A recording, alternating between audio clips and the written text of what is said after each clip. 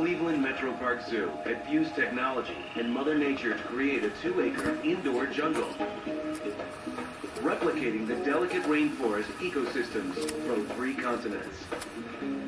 Actually, when we designed this exhibit, we designed it first for the animals, and secondly, as a theatrical set.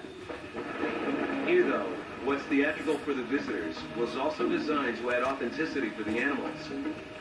And for Don, that included the weather. Throughout the day, this indoor rainforest is showered with an actual tropical rainstorm, complete with wind, thunder, lightning, and even fog. Every 12 minutes we have a rainstorm here, and it also aerates the water, so it's a dual purpose.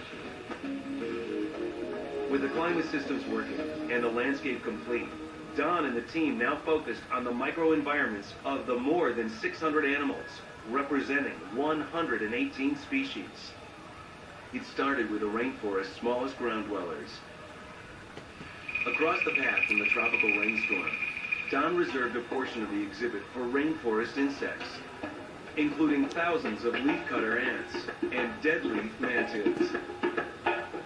While small, these creatures presented some enormous challenges. For one, the habitats had to be carefully designed without open seams, or the insects could escape. A zoo nightmare that with exotic insects could alter the local ecosystem in such a way that it could catastrophically wipe out many of the insect species.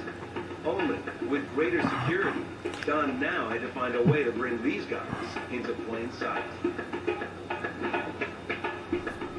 So here, he created a special video system that allowed each guest to get the best view by magnifying sections of the busy ant colony onto adjacent screens.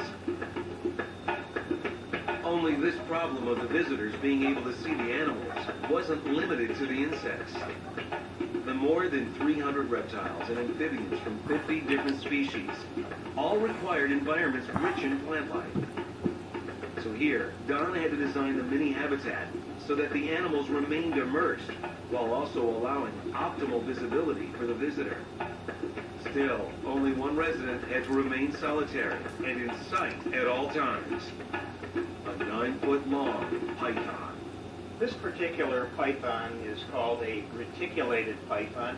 It is very popular in the pet trade. However, I certainly wouldn't recommend it as a pet because it is a constrictor and it can suffocate small children. Even more dangerous, though, is the 221-pound female gharial.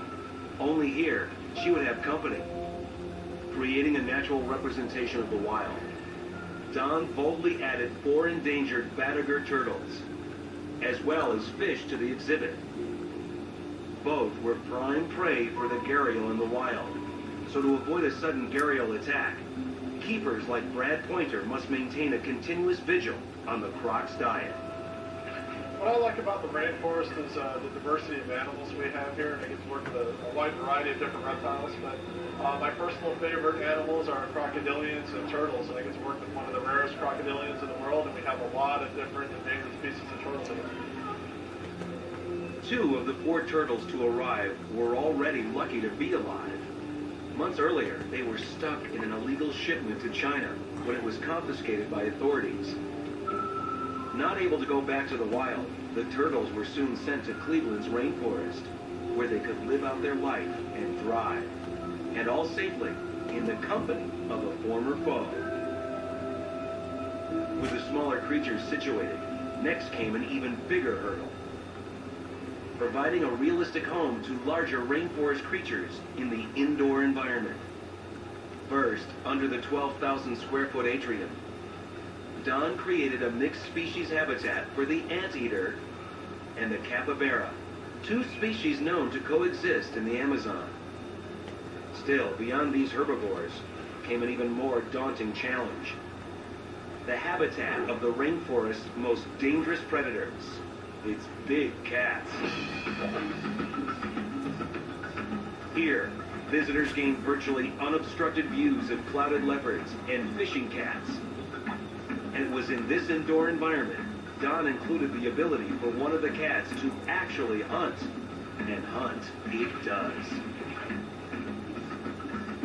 Inside this unique habitat, the fishing cat promptly gets to work. And as the public watches, it stalks and catches its own live fish.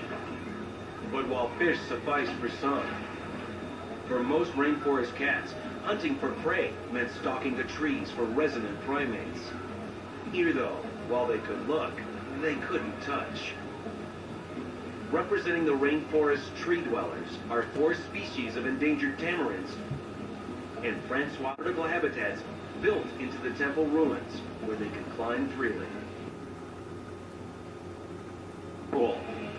Don had just one atrium left, and it was reserved for the Asian canopy's most notable resident, the Bornean orangutans. Although indoors, the habitat was designed so these orangs could still demonstrate their arboreal nature. Climbing 39 feet above the visitors into the exhibit's geodesic dome. Still, with primates this smart, climbing was not enough. Animal keeper Steve Kinzel has been working at the rainforest since it opened. With a real love for these orangutans and a concern for their well-being, he's always trying to come up with new and creative activities to keep them stimulated. We're going to get the orangutan exhibit ready with some enrichment items, things to make these animals forage, behave as they would naturally, and make their life here at the zoo as good as we possibly can. We spread them in various locations, and then that way the animals can move around and forage and be active like they would be, you know, in Borneo or Sumatra where orangutans are from. From orangutans to ants, Cleveland Zoo had succeeded in marrying technology and Mother Nature to create a safe but truly naturalistic indoor rainforest where creatures of all sizes from 3 different continents could flourish just as they would in their rainforest homeland. The reason why I like this exhibit is because I do actually feel like I'm in a rainforest. A lot of the animals seem to act more natural too because they have natural surroundings. We have grapevines they can crawl on. They like to hide in the plants like you imagine in the rainforest. And that was our aim. We really are immersed in the rainforest feeling. It just makes for a very interesting exhibit.